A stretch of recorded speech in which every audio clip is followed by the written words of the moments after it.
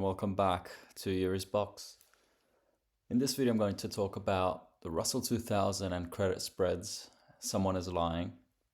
If you like this kind of content, consider leaving a like. And as usual, nothing I say in this video is financial advice.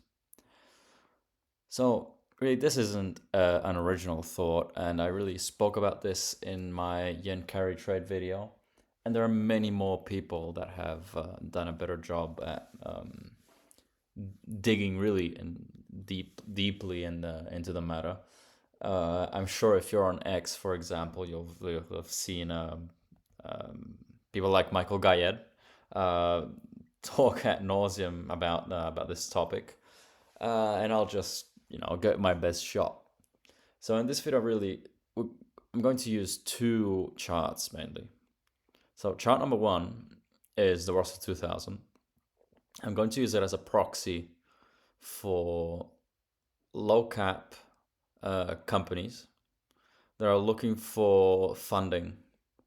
They're looking to raise to issue bonds, and the bonds that they're going to issue, because of we're generally speaking about companies that are struggling to turn a profit, or at best trying to survive. So there's going to be a premium, okay, that investors are going to be demanding of those companies. The second chart are really credit spreads, and we're going to use the high yield index spread. And what this spread really measures is the spread between two bonds, okay, at equal maturity. And the two bonds that are being measured are, the first bond is the risk-free rate. So say equal maturity, 10-year rate, okay, the US 10-year yield. On top of that, what is being put against it is, say, a bond that is being issued by a small cap company, which of course will have a premium built into it. Because again, if the risk-free rate is 4.2, and again, that bond is held at equal maturity to the risk-free rate. So we're both talking about a triple B rated bond that is a 10-year bond, and the risk-free 10-year treasury, okay? Again, the maturity is just for the sake of the example. And again, why do we have a high or a low spread between the two? First off, the spread between a triple B rated bond and the risk-free rate is really just a gauge of perceived risk, because the base case for a triple B rated bond is that it will have a premium built into it, as I said before. Why? Because the company that is trying to issue that bond, that is issuing that bond, has a higher risk built into it compared to the risk-free rate. If you're buying a 10-year treasury, apocalyptic scenarios aside, you know that you'll get paid, okay, and that at the end of the 10-year time frame, you'll get your money back. With a triple B rated bond, that is certainly not a given. You know that you're having to deal with companies that have many more risks.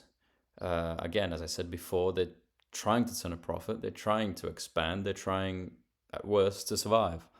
So if you're going to loan your money to one of these companies, as opposed to giving your money to the government, you're going to ask for extra yield on top of what is the risk-free rate, okay? And this is what is represented by this chart here. Right now, the spread between the risk-free rate and a triple B rated bond in general is 3.4%. Now, this is significant because it is really the biggest breakout of this trend line. Now, again, this trend line isn't for technical analysis or anything like that. It's just to indicate the fact that we've had a again lower highs on and lower lows as well on the on this on the spread, and really to indicate the fact that we have probably one of the first major breakouts in quite some time. Now, what is the significance of a possible breakout? Again, we still have to see if this is beginning of something or it'll just fall back in. It could very well just fall back in, but the significance is that as long as credit spreads are low, okay, as long as we're at cycle lows, it means that perceived bankruptcy risk is relatively low, and the well, the investment space around these kind of bonds, this low graded and high risk and high yielding bonds, is quite one of complacency. You have complacency in the space because you think that there isn't really anything to worry about. So the spread between the risk-free rate and the triple B bonds is lower because, again, if you think that there's low bankruptcy risk, why would you be asking for extra yield? Again, if perceived risk is low, then I can I can get away with a me being the company that that is asking for, that is trying to issue a bond. I can get away, pardon me, I can get away with a lower yield. And this is the first point where someone is lying, really, because if bankruptcy risk is perceived to be low, then the implication is that the companies or the stocks of the companies that are trying to issue these bonds should be performing relatively well.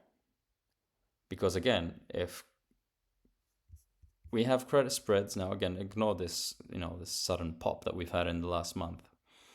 If we have credit spreads at cycle lows, signaling that perceived bankruptcy risk is low, as a direct consequence, if companies are perceived to have low bankruptcy risk, then the stocks of those companies should be performing well.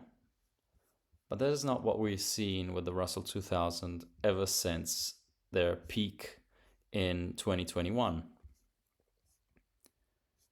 which is odd given what credit spreads are telling you, okay? And why is that? Well, just by measuring things, like ever since 2021, at best, the Russell 2000 has reached parity, okay? And it took 3 years to get back to that point. We got to a low of about a 35% drop from, the 21 peak. And if you consider this latest move, we're down 17% ever since the 2021 peak. And that comes at a time where you have, crypto having a relative good time. You have the S&P having, if I'm not mistaken, a 25 to 30%, 27% rally ever since its peak in 2021. You have the Nasdaq flying. Again, you have a 32% rally. However, small caps have lagged quite a bit. And again, I'll come back to the title of the video: someone is lying. Why is someone lying in this situation? Because low credit spreads and poor performance on the Russell 2000 really, it's like trying to mix oil with water. These two things can't be true at the same time, because either bankruptcy risk is low as signaled by credit spreads, and therefore stocks should be flying, or the fact that small caps have been underperforming is signaling the fact that credit spreads have no business being at cycle lows, as they have been for at least 2024. But really what we've had is you know, credit spreads generally declining ever since the economic scares of 2022 and the beginning of 2023. Okay, so I'll keep this video short because it's really just about the Russell 2000, but just wanted to highlight the fact that something is kind of fishy at best when it comes down to the Russell 2000. I don't know how things will evolve. I'm generally speaking a very conservative investor, meaning that I take risk. I take on risk if I think that it's worth it. Given the fact that I do believe that we are in a slowdown, not a recession, but I do believe that things are slowing down and have the potential to snowball a bit more from here on out. As I've said in my previous videos, I don't think being in small caps is particularly prudent at this point in time. Given also the fact that we have this kind of these two divergent views between the stocks of the companies and the bonds of the companies that make up the Russell 2000. They're telling two very different stories, and only one of them can be right. And time will really tell whether credit spreads are right, and so we can expect the Russell 2000 to reach 3,000, or whether the underperformance in the Russell 2000 is right, and so we'll continue to see weakness in the Russell 2000, and we can expect credit spreads to have a significant move up, which of course would not be a positive sign for things to come. As you can see, whenever you see credit spreads kind of blow out, they're associated with times of stress. So you have the pandemic, you have the risky. Really, was even there. You in 2018 and 2019, you did start seeing problems with like small growth scares. I mean, the economy wasn't having its best time. Let's put it like that. You see the same thing happen in 2016. You see the same thing happen in the from 2008 to 2011, and as well as the 2000 recession. So really, keep an eye on the Russell 2000 and the and credit spreads in general, because again, only one can be correct at any given time. And I'll leave it at that. I'll definitely, this is one of a little bonus point really. I'll be looking at, nothing that will keep me up at night for sure, as I generally follow other things, but again, these are also interesting things to look at, because again, they have historical significance, and not just in relation to small cap stocks. So again, I'll leave it short. If you like this kind of content, consider leaving a like, and I'll see you next time. Bye.